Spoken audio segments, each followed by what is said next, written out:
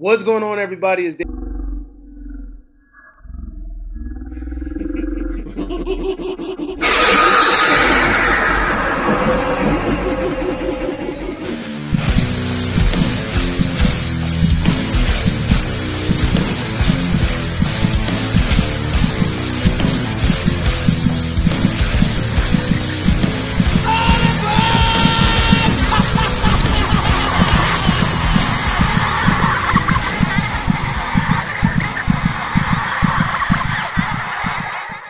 What's going on, everybody? It's Davey from the 80s, and you are now entering the Cinema Chop Shop. So park your ass right there.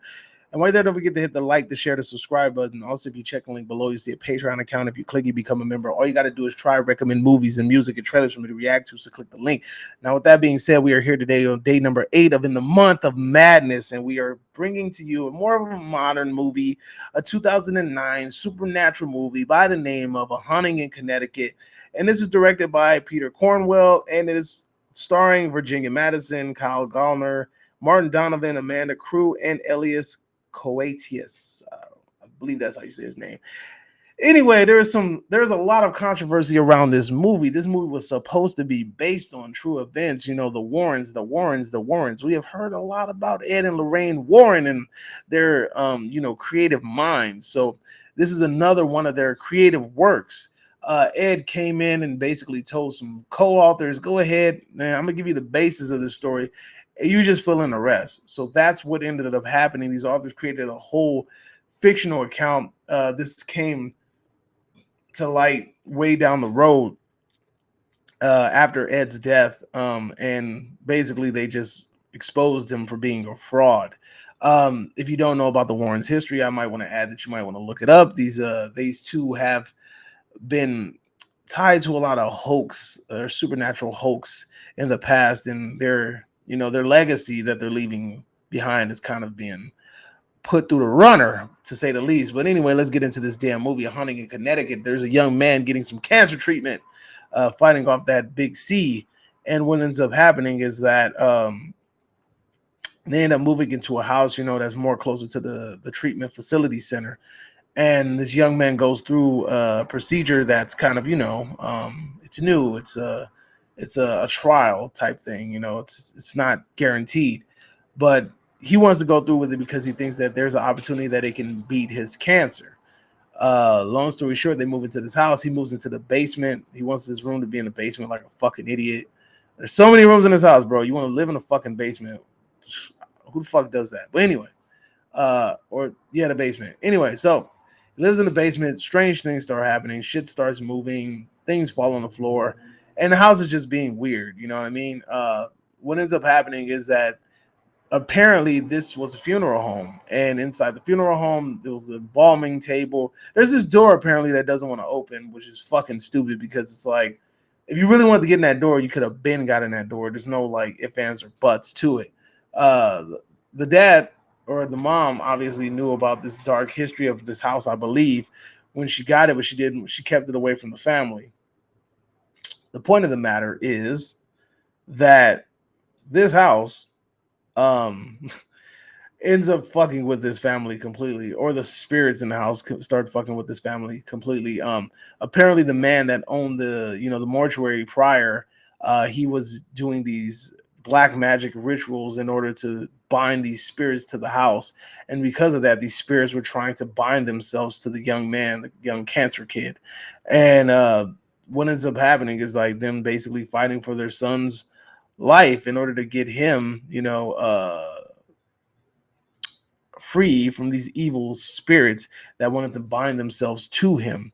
The movie ends up escalating to a point where he burns down the house, and that's pretty much it. He frees the souls, and that's it. I'm not gonna lie to you, like, when you're really thinking about it in retrospect, you understand that this movie, like, that is a pretty damn good story. Like, and then you're really gonna sell more, put more ass in the seats, and you're gonna sell more tickets, sell more books if you pretend something to be true.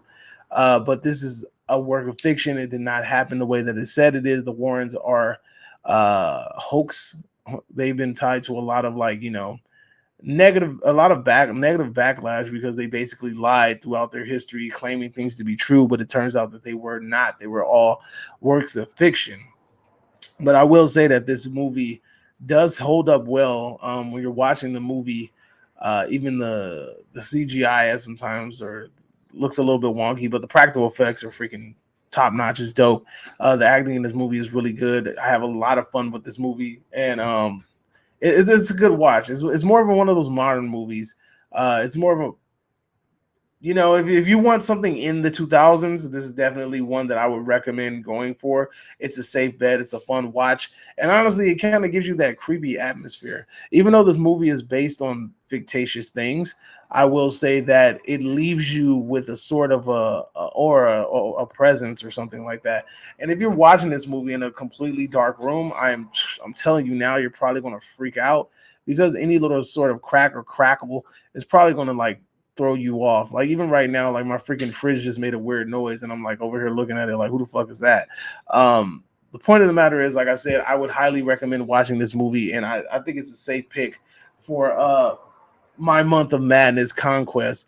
I assure you that I'm going to get through this whole month in one piece.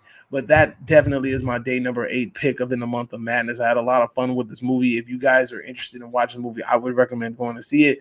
I This is a classic, dude. It's one of those underrated gems that low key people have kind of forgotten about. But this movie, and I remember I saw this movie around the same year that American, and then I also remember I always tie this movie to American Haunting.